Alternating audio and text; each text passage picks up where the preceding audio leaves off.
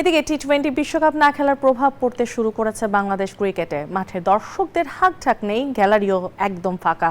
আবার সাকিব তামিমদের জামানার পর ওয়ানডে বিশ্বকাপেও সাফল্য কদাচিৎ। এভাবে চলতে থাকলে ভবিষ্যতে স্পন্সর সংকটে পড়তে পারে বিসিবি।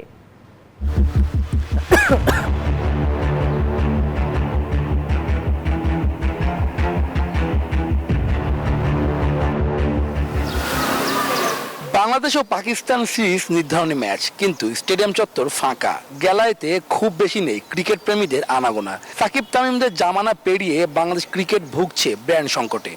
সাকিব, মুশফিক, মোহাম্মদ রিয়াদ, মাশরাফি এদের খেলা দেখে বড় হয়েছি, তো আমরা একটা ফ্যান বেস তাদের তৈরি হয়েছে।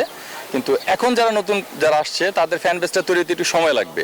তো ওনারা যখন ইন্টারন্যাশনালি ভালো পারফরমেন্স করবে, আপনার ফ্যান বেসটা তৈরি হবে, দ্যাটস তারা তাদের খেলা দেখতে আসবে। এই বসন্তেই সাকিব আল হাসান বকুলফুল হয়ে বাংলাদেশে ফিরবেন ইনশাল্লাহ। গণমাধ্যম কর্মীরা মনে করেন ক্রিকেটের সংক্ষিপ্ত ফরম্যাটে বিশ্বকাপ না খেলার প্রভাব পড়তে শুরু করেছে বাংলাদেশে। দায় দেখছেন তখনকার যুব ও ক্রীড়া উপদেষ্টা আসিফ নজরুলের। বিসিবি সভাপতি আমিনুল ইসলাম বুলবুলও দায় এড়াতে পারেন না। খেলার ভিতরে এই ছন্দপতন ঘটানোর জন্য রাষ্ট্রীয় কিছু অনিয়ম কখনো কখনো তৈরি হয়, যেটা আমরা দেখেছি আসিফ নজরুল করে গিয়েছেন। তিনি এই বাংলাদেশের ক্রিকেটটাকে একটা পেছনের দিকে ঠেলে দিয়েছেন। বাংলাদেশের ক্রিকেটের ব্র্যান্ড ভ্যালুটা কমছে কিনা, বা আপনার টি-20 ওয়ার্ল্ড কাপে যায়নি তার বিরূপ প্রভাবটা পড়ছে কিনা, এটা একটা ভাববার বিষয়।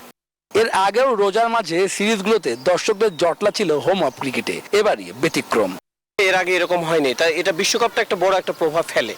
এটা হচ্ছে সবচেয়ে বড় কারণ আমি মনে করি। আমরা একটা তারকা শূন্যতায় ভুগতেছি। ইনশাল্লাহ এই জায়গাগুলো থেকে বাংলাদেশ খুব শীঘ্রই উত্তোলন করবে। বেশি দিন আগের কথা নয়, বাংলাদেশ মানুষের ধ্যান জ্ঞান ছিল ক্রিকেট। তবে ওয়ানডে ফরম্যাটে সাফল্যের সংখ্যা কম, সাথে ব্র্যান্ড সংকটে সম্ভাবনাময় ক্রিকেটেও এখন বোকা বক্সে বন্দী। Shubhodeb Nath, news 24, Mirpur Sherebangla stadium, Dhaka.